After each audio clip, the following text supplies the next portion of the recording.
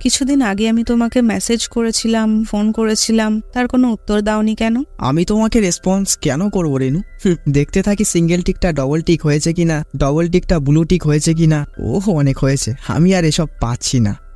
সত্যি মালায়ালাম মুভি মানেই আলাদা কিছু, কারণ একটা লাভের স্টোরি মাত্র 9 কোটি বাজেটে 136 কোটি আয় করে ফেলেছে। গল্পটি সাধারণ হয়েও অসাধারণ। তো চলো গল্পে যাওয়া যাক। তো গল্পের শুরুতেই একটা কলেজে ফেয়ারওয়েল বা বিদায় অনুষ্ঠান চলছে। চেইন নামে একটি ছেলে, সে কলেজ লাইফের স্মৃতি নিয়ে সুন্দর সুন্দর কথা বলছে। তো সেখানে আমরা এই গল্পের প্রধান চরিত্র সচিনকেও দেখতে পাই। সে নেশা ভাম করে না, কিন্তু আজকে সে খেয়ে এসছে। তার কারণ আছে অবশ্য। অঞ্জলি নামে এই মেয়েটি তার পুরো কলেজ লাইফের ক্রাশ, কিন্তু এখনো পর্যন্ত সে তাকে বলে উঠতেই পারেনি, কারণ তাকে ভয় লজ্জা একসঙ্গে চেপে ধরে। তাই আজকে একটু খেয়ে এসছে যাতে সাহসটা পাওয়া যায়। তো যাই হোক, এর বক্তৃতা শেষ হলে অঞ্জলিকে এক সাইডে ডেকে নিয়ে আসে সচিন। সে যে মনে মনে ঠিক করে এসছে আজকে বলবেই, কিন্তু অঞ্জলির সামনে দাঁড়িয়ে সব ইঙ্কি বিঙ্কি হয়ে গেছে। তো সচিন ইউকে যাওয়ার জন্য পাসপোর্ট ভিসা করছে, সেই গল্পই না পেরে অঞ্জলিকে শোনাতে থাকে। কিন্তু অঞ্জলির তো এইসব শুনতে কোনো ইন্টারেস্টই নেই, সে মনে মনে কতকটা বিরক্তই হচ্ছে।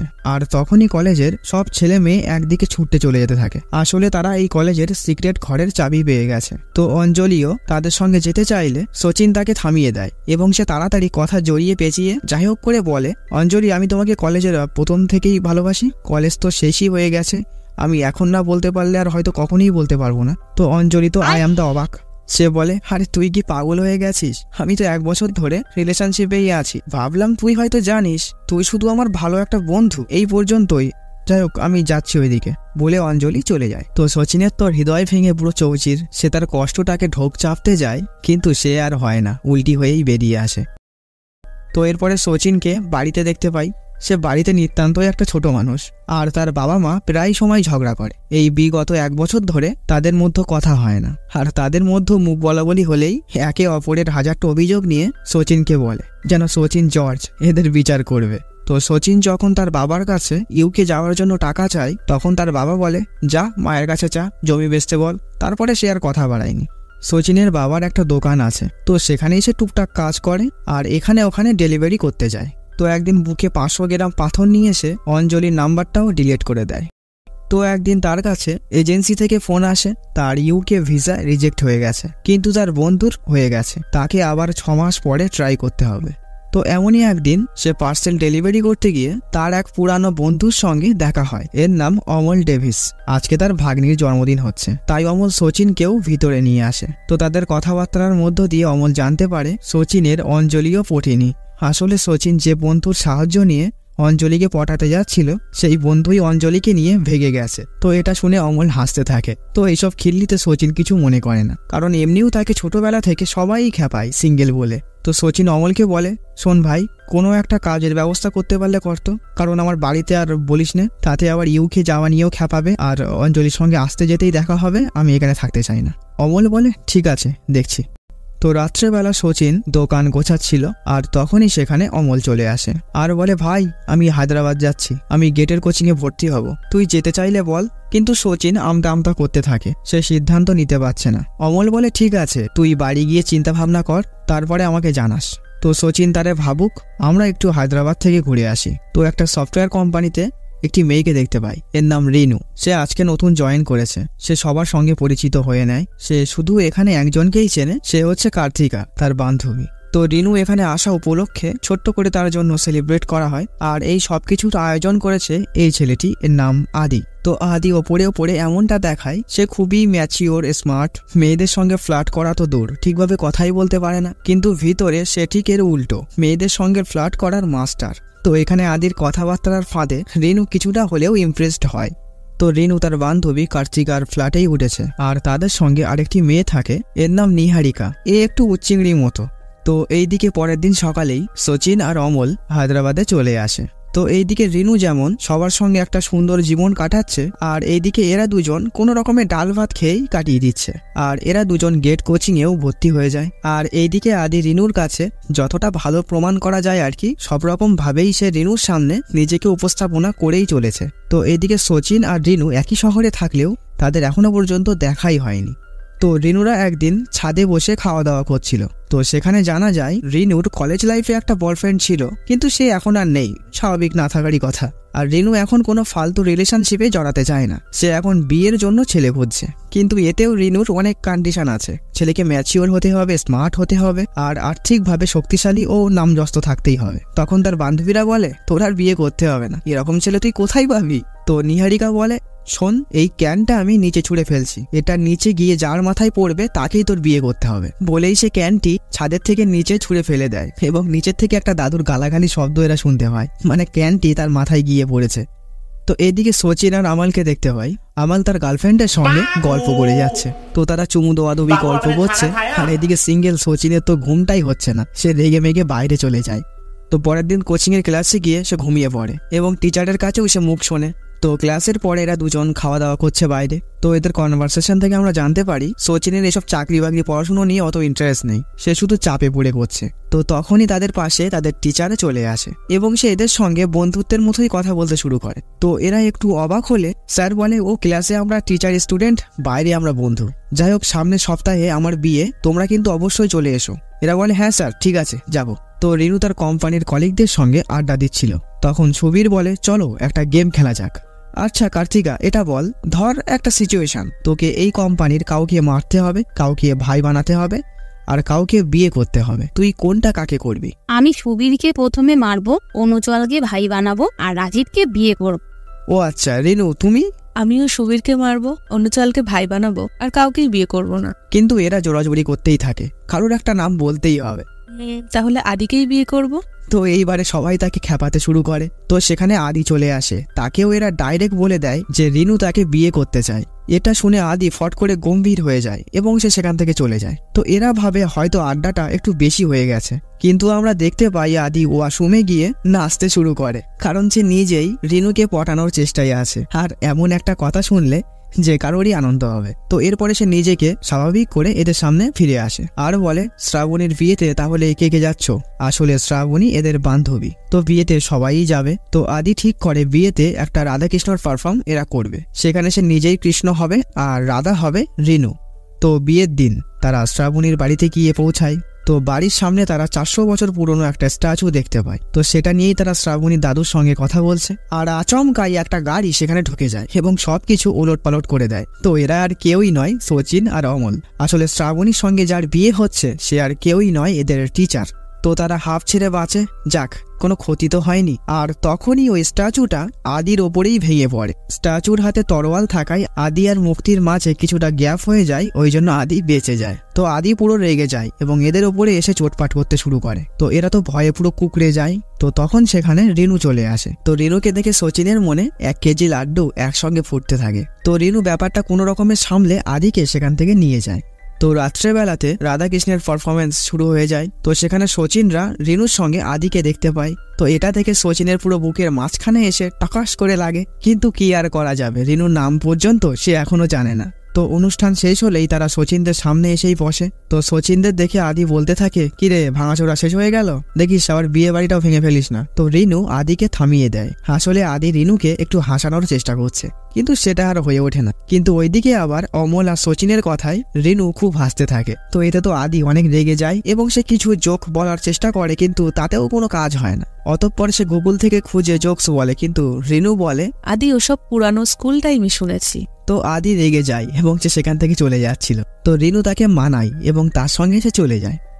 তো রাতে খাওয়া দাওয়ার পরে এদের সঙ্গে আবার রিনুদের দেখা হয়। তো এইবারে এরা একে অপরের সঙ্গে পরিচিত হয়ে নেয় এবং তারা ফ্রেন্ডলি কথা বলতে থাকে। অমল বলে আজকের বাসিওয়ালাটা কোথায় গেল?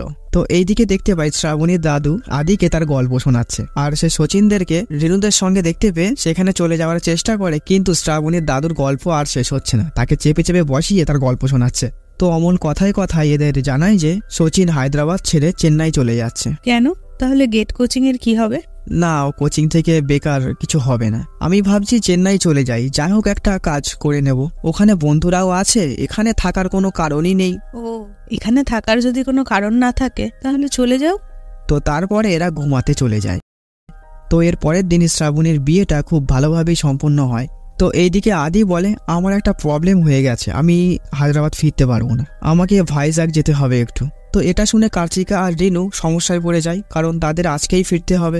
আর এইদিকে সচিনের মন খারাপ। কিছুক্ষণের আলাপ হলেও রিনুর প্রতি তার একটা আলাদাই অনুভূতি তৈরি হয়ে গেছিল। তো এরা চলেই যাচ্ছিল, তখন কার্তিকা এসে বলে, তোমাদের গাড়িতে আমাদের একটু নিয়ে যাবে? আসলে আমাদের একটা প্রবলেম হয়ে গেছে। তো এটা শুনে সচিনের মনে তো 1.5 কেজি লাড্ডু একসঙ্গে ফুটতে থাকে। অমল বলে, ঠিক আছে, 10 মিনিটের মধ্যে চলে এসো। তো কার্তিকা আদিকে এসে এটা জানায়। সে বলে, একদম না, ওদের সঙ্গে মোটেও না। আচ্ছা ঠিক আছে, আমার কাজ পরে হবে, আমি তোমাদের সঙ্গেই যাচ্ছি। অ্যাকচুয়ালি তার কোনো কাজই ছিল না, সে রিনুর ইন্টেনশন পাওয়ার জন্যই ঢপ দিচ্ছিল। কিন্তু এরা বলে, তোমার কোনো কাজের ক্ষতি চাই না, আমরা ঠিক চলে যাব। বেচারা নিজের জালেই নিজেই ফেসে যায়। তো যাওয়ার সময় আদি এদের পুরো পায়ের নখের থেকে চুলের আগা পর্যন্ত ছবি তুলে রাখে। তো এরপরে যাত্রা শুরু হয়। যেহেতু অমল আর সচিনের সঙ্গে একদম ফ্রিলি আড্ডা মারা যায়, তাই তারা হাসি ঠাট্টার মধ্য দিয়ে যেতে থাকে এবং এদের মধ্যে ভালো বন্ধুত্বও হয়ে যায়। তো এরা রিনুদেরকে ফ্ল্যাটে নামিয়ে দিয়ে একটা জায়গায় দাঁড়িয়ে তারা গল্প করতে থাকে। অমল বলে, ভাই, ও মেয়েকে তুই ভুলে যা, ও তোর টাইপের মেয়ে না, আর ও তোর পটবেও না। আমার মনে হয় ও আদির সঙ্গে রিলেশনে আছে। সচিন বলে, আরে না না, ওরা বন্ধু। অমল বলে, আরে দেখলি না, বিয়েতে ওরা সবসময় একসঙ্গেই ছিল। সচিন বলে, তো কি হয়েছে, থাকতেই পারে বন্ধু। অমল বলে, আরে তুই সবকিছু নর্মাল ভাবিস, আমার মনে হয় ওদের মধ্যে ওই সব কিছু হয়ে গেছে, ফালতু কথা বলিস না। আগের দিন মনে করো কি বলেছিল, ও এখানে থাকার যদি কোনো কারণ না থাকে তাহলে চলে যাও। ও আমার কথাই বলছিল। অমল বলে, আরে গাধা, মেয়েরা এরকম কথা অনেককেই বলে। সচিন বলে, আমি আর চেন্নাই ফিরছি না, আগে এই ব্যাপারটা আমাকে সামলাতেই হবে। তো এর পরের দিন সচিন অমলকে বলে যে তার দ্বারা গেটের কোচিং আর হবে না, হায়দ্রাবাদেই তার জন্য একটা কাজ খুঁজে দিতে। অমলের কাকিমার একটা ফ্রাই চিকেনের দোকান ছিল, TFC, KFC না, সেখানে একটা কাজ জুটিয়ে দিলেই হবে। আর ওখানেই পাশে কোথাও একটা ফ্ল্যাট নিলে অমলের কোচিং ক্লাসও কাছেই হবে আর রিনুর কাছাকাছিও থাকা যাবে। তো সচিন অমলকে কোনো রকমে রাজি করায় এবং পরের দিন গিয়ে অমল সচিনের কাজটা ঠিক করে দেয় এবং ফ্ল্যাট নেওয়ার জন্যই অমল কার্তিকাকে মেসেজ করেই বলে। তো এখানে বলে রাখি, কার্তিকা ভাবে হয়তো অমল তাকে ভালোবাসে, কোন দিন না প্রপোজ করে বসে। তো কার্তিকা তাদের ফ্ল্যাটের ব্যবস্থা করে দেয়। তো একদিন ছাদে বসে অমল রিনুর কাছে ফোন করে আর কার্তিকার কাছে ফোনটা দিতে বলে। তখন রিনু কার্তিকাকে খেপাতে থাকে। আসলে সচিন একটু লাজুক প্রকৃতির, সে তেমন একটা এদের সঙ্গে কথা বলতে পারে না, মানে কি বলবে সে কথাই খুঁজে পায় না। আর ওই জন্যই স্বাভাবিকভাবেই রিনুরা অমলের ব্যাপারটা উল্টো ভেবে বসে আছে। তো কার্তিকা বলে, তোমরা ছাদে এসো, আমাদের দেখতে পাচ্ছ? এই দেখো রিনু পাপড় তুলেছে, দেখো। এরা বলে, কই কই, দেখতে পাচ্ছি না তো। কি মানে ঘোরাচ্ছে, দেখো। তো এরা একে অপরকে দেখতে পায় এবং বিকেলে চা খেতে আসার জন্য ঠিক করে। তো এরা বিকেলে চা খেতে খেতে আলোচনা করে কোথাও একটা ঘুরতে গেলে ভালো হতো। আর অমল যেহেতু সচিনের সঙ্গে রিনু সেট করে দেওয়ার প্ল্যানে আছে, তাই সে বলে রবিবার দিন পাবে গেলে হয় না। কোনোদিন যায়নি, কিন্তু আবার একটা সমস্যা, ওখানে কাপেল ছাড়া অ্যালাউ নেই। তো এরা দুজনেই চিন্তায় পড়ে। অমল বলে, আমরা 4 জনাই যদি কাপেল সেজে যাই তাহলে তো হয়ে যায়। তো এরাও রাজি হয়ে যায়। তো রবিবার দিন রিনু কার্তিকাকে বলে, আজ অন্তত বলে দিস তোর বর ঠিকঠাক করা আছে। আমার মনে হয় অমল আমাকে প্রপোজ করেই দেবে। এই বাইনাকুলার আছে না ঘরে, দেখি তো ওরা কি করছে। আর এইদিকে সচিন তো আনন্দেই তাওয়াল পরে নাচতে শুরু করেছে। অমল বলে, জানালার ধারে ওরকম করিস না। আরে কে দেখছে তা? হ্যাঁ, তাহলে তাওয়াল খুলে নাচ। তো সচিন সত্যি সত্যিই তাই করতে থাকে আর রিনুরা এই দিক থেকে সব দেখতে পায়, আরো ভালো করেই দেখতে থাকে। আর আচমকা এদের ঘরে নিহারিকা চলে আসে। যাই হোক, কার্তিকা সচিনকে ফোন করে বলে, একটা প্রবলেম হয়ে গেছে, আমাদের সাথে নিহারিকাও যাবে বলছে, আজ একটা ছেলেও লাগবে এবারে, তাহলে আদিকেই ডেকে নি। এরা বলে, না না, একদম দরকার নেই, আমরা ব্যবস্থা করছি। তো সচিন অমলকে বলে, ভরসা করা যায় এমন কোনো ছেলে তোর হাতে নেই? অমল বলে, আছে, ওই কাকিমার ছেলে থমাস, ও একটা গরু, এডুকেশনাল জায়গা ছাড়া কোথাও যায় না। তো যাই হোক করে ভুলিয়ে ভালিয়ে এরা থমাসকে নিয়ে আসে। তো এরপরে এরা পাবের মধ্যে ঢোকে। কার্তিকা আর রেনু নাচতে চলে যায়। সচিনকে ডাকলে সচিন বলে, ও নাচতে আমি পারি না, লজ্জা করে, তোমরা নাচো। তো এরা দুজন বসে ভাবছে কি করে রেনুকে প্রপোজ করা যায়। অমল বলে, আগে কার্তিকাকে ব্যাপারটা বলি। তো কার্তিকাকে ডাকা হয়। অমল তাকে বলে, কার্তিকা, তোমাকে কিছু কথা বলার ছিল। আমি বুঝতে পেরেছি, কিছু বলার দরকার নেই, আমার বিয়ে ঠিকঠাক অলরেডি হয়েই আছে। আরে ওসব কিছু না, তুমি উল্টো ভাবছো। আমি সচিনের কথা বলছি, ও রিনুকে ভালোবাসে। ও, আমি শিওর ও না বলে দিবে। যেখানে তোমার কালকের কোনো প্ল্যানই নেই, সেখানে ও সামনে 30 বছরের প্ল্যানিং করে রেখেছে। কলেজ লাইফে ওর একটা বয়ফ্রেন্ড ছিল, কিন্তু এখন শুধু বিয়ের জন্যই ছেলে খুঁজছে। আর ওর পছন্দ হাইফাই, ওর থেকে বেশি স্মার্ট, ম্যাচিওর, স্টাবলিশ, মানে মোটা অঙ্কের টাকা কামাতে হবে। ওসব বাদ দাও, তুমি ক্যারিয়ারের দিকে ফোকাস করো, পরে তো এমনি মেয়ে পেয়ে যাবে। গেট এক্সামের জন্য পড়াশোনা করেছিলে, সেটা ছেড়ে ছুড়ে আমাদের বিল্ডিং এর পাশে থাকতে চলে এলে পাগলের মতো। এত কন্ডিশন বাইকে রাখে, ওই রকম ছেলে কোথায় পাবে ও? আছে আমাদের অফিসে একজন, ওই আদি, ওর সঙ্গে 6 মাস দিতেও যায়। আর ভিতরে কি করে সে তো আর আমি জানি না। কার্তিকার কথাগুলো সচিনের একটু তেতোই লাগে। অ্যাকচুয়ালি সে তো আর খারাপ কিছু বলিনি, তো সেটাও ওরা বুঝতে পারে। তো সচিনের ভিতরে ভিতরে খুবই কষ্ট হয় এবং তার কলেজ লাইফের রিজেকশনের কথাও মনে পড়ে যায় এবং এইসব টেনশন কাটাতে সে গলা অবধি পুরো খেয়ে নেয় এবং সে পাগলের মতো নাচতে নাচতে সেখানেই পড়ে যায়। তো পরের দিন সকালে অমল সচিনকে বোঝায় আর বলে এসব বাদ দিতে, কিন্তু সচিন এখন যে সিচুয়েশনের মধ্যে আছে সেখান থেকে সে আর ফিরতে পারছে না। সে মনে মনেই বলে ওঠে, সবকিছুই শিখে নিলাম, মেয়ে পটানোটাই শিখতে পারলাম না। এইদিকে রিনুর চাকরিটা কনফার্ম হয়ে যায় আর এর জন্য আজকে তাকে ট্রিট দিতে হবে।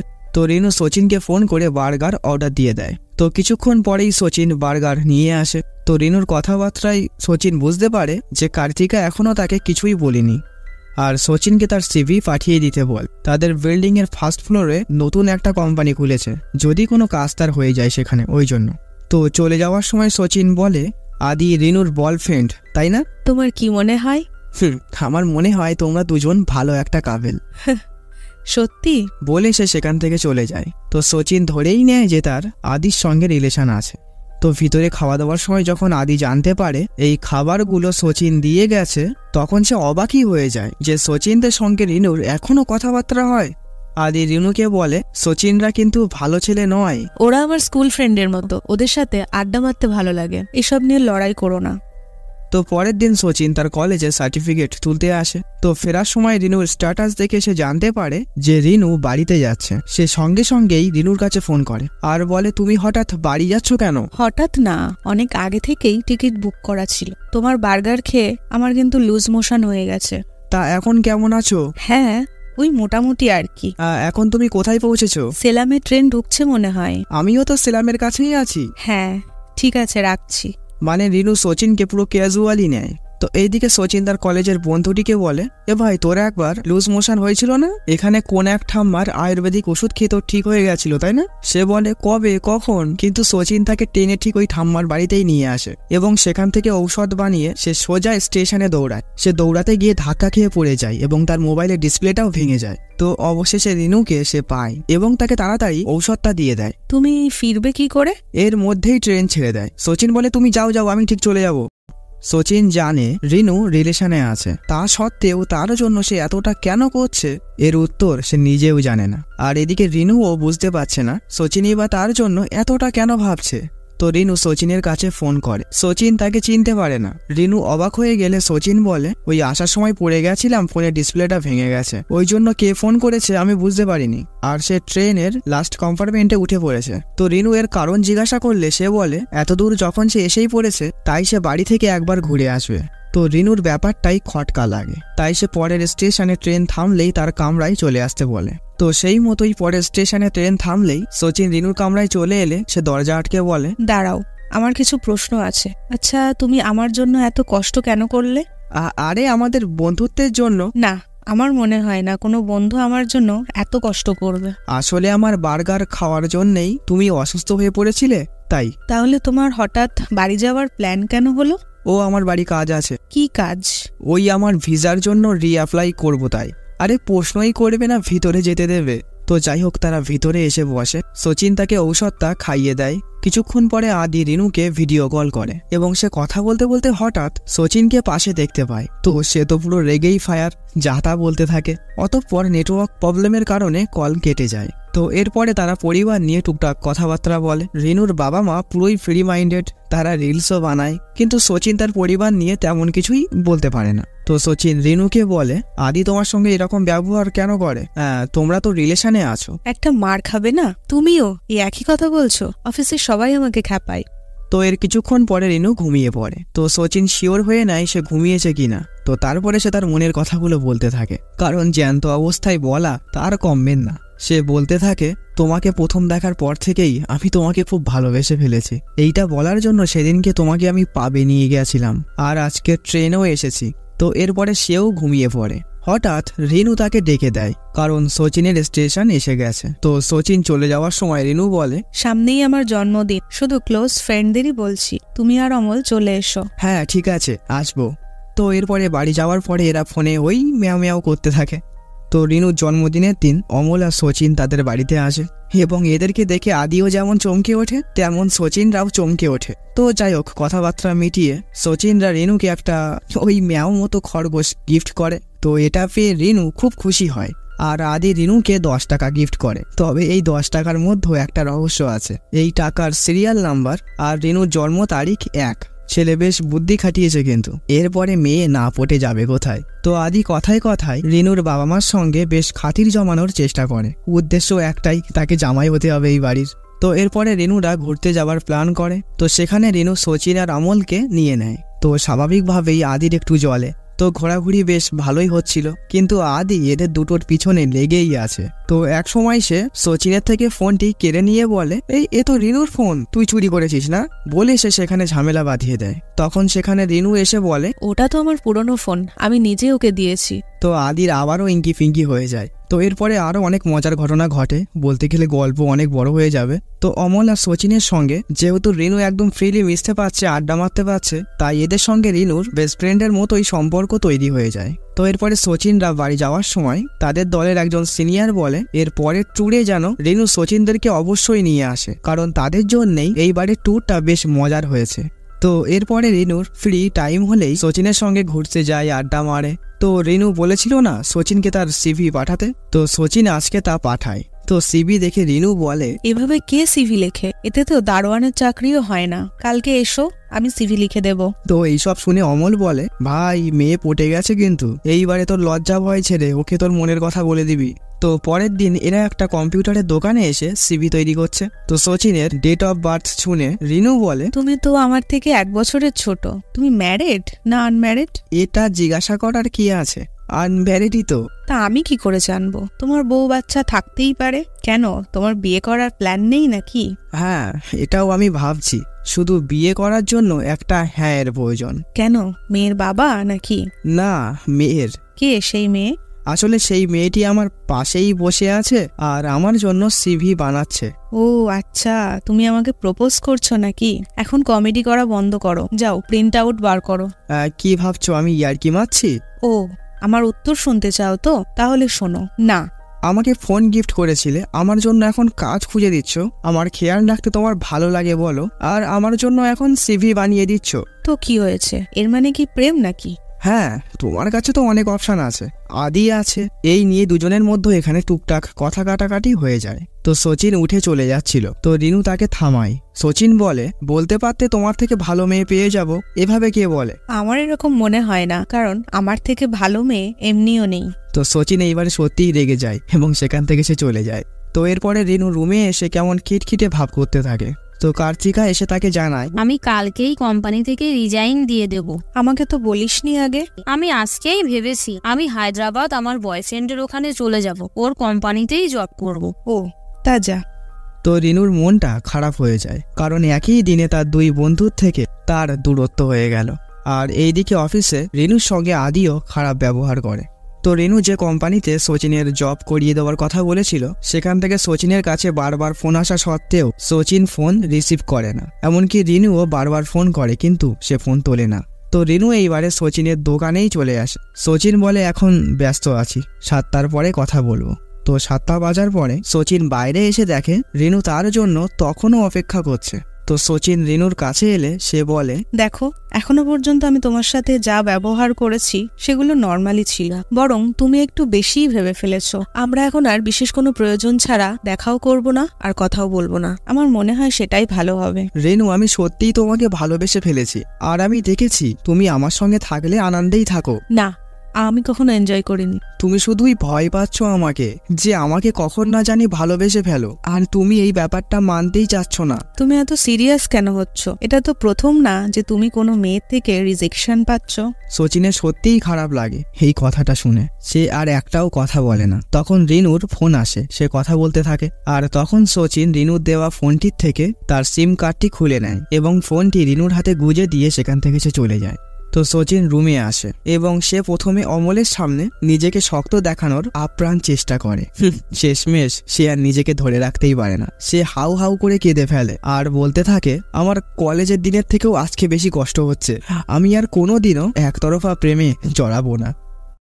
তো সকালবেলাতে রিনু সচিনকে ফোনটি ফেরত দিতে আসে এবং সে অমলের থেকে জানতে পারে সচিন চেন্নাই চলে গেছে। ও আমাকে কিছুই বললো না তো? কি বলবে ও? কাল তুমি ওর মুখের ওপরেই বলে দিলে। এটা কি তোমার প্রথম রিজেকশন? দেখো, এটা আমাদের বন্ধুদের মধ্যে বলার আর তোমার বলার মধ্যে অনেক পার্থক্য আছে।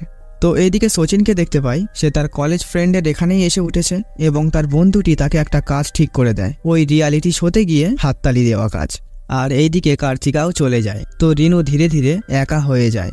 হ্যাঁ, অফিসে লোকজন থাকলেও তাদের সঙ্গে তো ঠিক সেইভাবে মেশা যায় না। সে সচিনকে অনেকবার ফোন করে, কিন্তু সচিন এইবারে আর ফোন তোলে না। সে এই প্রথম সচিনের থেকে দূরে এসে উপলব্ধি করতে পারছে যে তার জীবনে সচিনের অবদান কতটা ছিল। সচিনের প্রতি তার কোনো প্রেমানুভূতি না থাকা সত্ত্বেও সে কোনো এক অজানা কারণে এইবারে হাউ হাউ করে কেঁদেই ফেলে। তো কিছুদিন পরে কার্তিকা সচিনের কাছে ফোন করে এবং তার প্রি ওয়েডিংয়ে তাকে আসতে বলে। তো কার্তিকার প্রি ওয়েডিংয়ের দিন সচিন সেখানে আসে। তো রিনু এদেরকে দূর থেকে দেখতে থাকে, কিন্তু কাছে আসার অবকাশ সে পাচ্ছে না।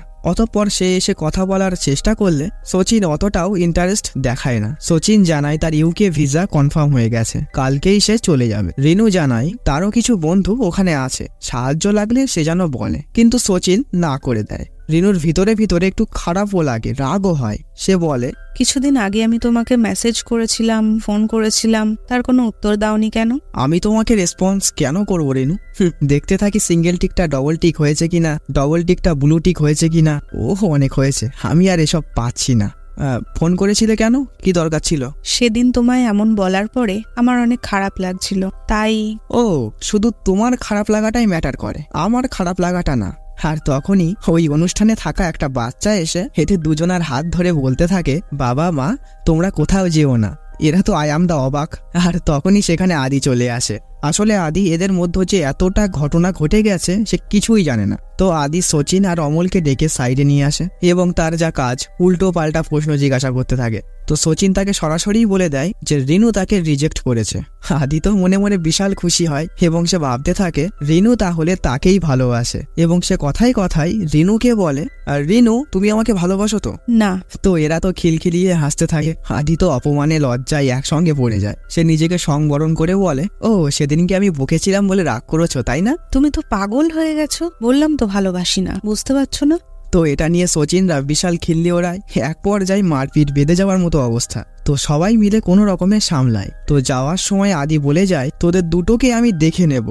তো এরপরে সবাই চলে যায়। এরা দুজন আজকে গলা অবধি খায় এবং ওই ছাদেই শুয়ে পড়ে। তো তাদেরকে নিচে যাওয়ার জন্য বলে, কারণ আজকে বেশ ঠান্ডাও পড়েছে, কিন্তু এরা যায় না। তো রিনু একটা বালিশ এনে এদেরকে দিয়ে চলে যায়।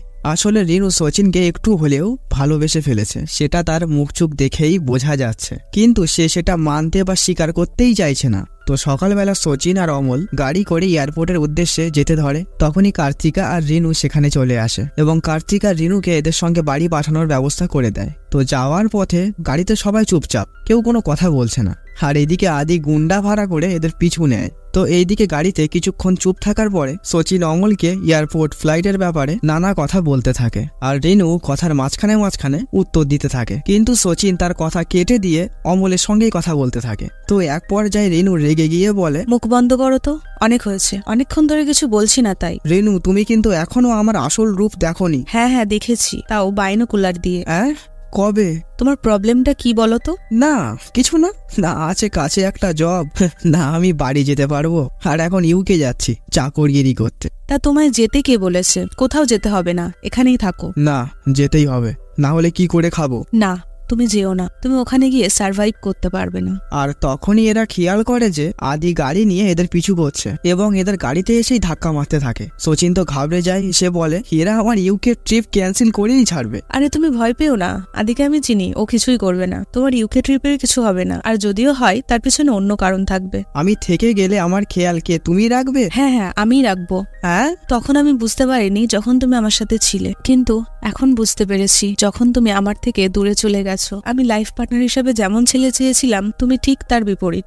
কিন্তু এখন আমার ভেতর থেকে ফিল হচ্ছে তুমি শুধু আমার বন্ধুই নও, তার থেকেও অনেক বেশি। I love you. সচিন পুরো স্তব্ধ হয়ে গেছে। আর তখনই আদি এদের গাড়ির সামনে এসে তার গাড়ি আর করে দেয়। তো সচিন বেরিয়ে এসে এদের সামনে কাকুতি মিনতি করতে থাকে। তো রিনু সামনে এসে আদিকে বোঝাতে থাকে যে সে এরকম কেন করছে। তো এখানে বুঝতে পারি আদিও আসলে গুন্ডাগিরিতে প্রফেশনাল নয়। তো একসময় রিনু এদের চোখে মুখে পেপার স্প্রে মেরে দিয়ে সেখান থেকে পালিয়ে যায়। আসলে এটি একসময় রিনুকে আদিই দিয়েছিল বিপদে পড়লে আত্মরক্ষা করতে। তো অবশেষে এরা এয়ারপোর্টে পৌঁছায়। তো সচিন রিনুকে বলে যত ঘোরা বেড়ানো সব তো আমরা একসঙ্গেই ঘুরেছি, আমরা অনেকটা সময় একসঙ্গেই থেকেছি, তখন তুমি কিছুই বললে না, কিন্তু যখন মৃত্যুর মুখে ঠিক তখনই তুমি আই লাভ ইউ বললে, যা আমি ফিলই করতে পারলাম না। আর একবার বলবে? তখন রিনু সচিনকে জড়িয়ে ধরে।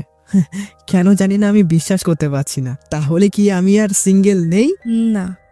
তো সচিনের ফ্লাইটের টাইম হয়ে যায় এবং সে চলে যায় এবং তাদের লং ডিস্টেন্স একটা নতুন প্রেমের সূচনা হয়ে যায়।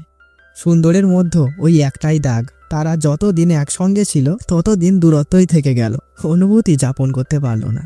আসলে সেই দিন ট্রেনে যখন সচিন তার মনের কথাগুলো রিনুকে বলছিল, তখন রিনু ঘুমানোর ভান করেই ছিল। সচিনের সব কথাই সে শুনেছিল, ওই জন্যই সচিনের স্টেশন আসলে সে ডেকে দিয়েছিল।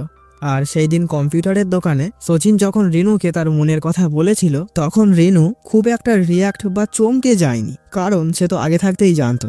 আসলে সে সচিনকে নিয়ে ভাবলেও তাকে ঠিক মানতে পারছিল না, কারণ তার যেমন ছেলে পছন্দ সচিন তার ঠিক বিপরীত। সচিন তাকে যে ভালোবাসে এটাতেই সে ভয় পাচ্ছিল। সে তার নিজের পছন্দ আর ভালোবাসার কাছে অন্তর্দ্বন্দ্বে পড়ে গেছিল। তো গল্পের লাস্ট সিনে একটা ভবিষ্যৎবাণী দেখতে পাই। সেই দিন যখন নিহারিকা রিনুর বিয়ের কথা বলে ক্যানটি নিচে ছুঁড়ে ফেলেছিল, তখন আসলে ক্যানটি নিচে সচিনের মাথাতেই পড়েছিল। আর এর জন্য রাস্তায় থাকা একটা মাতাল বুড়ো যে ফেলেছে তার উদ্দেশ্যে গালি দিচ্ছিল। আসলে সবকিছুই ওপর থেকেই ঠিক করা ছিল, কিন্তু নিচের থেকে কতটা ঠিক করা সেটা জানতে হলে আমাদের পার্ট 2 আসা পর্যন্ত অপেক্ষা করতে হবে। তো সঙ্গে থেকো, আর এই গল্পটি কেমন লাগলো অবশ্যই জানিও। তো আজকের মতো টাটা।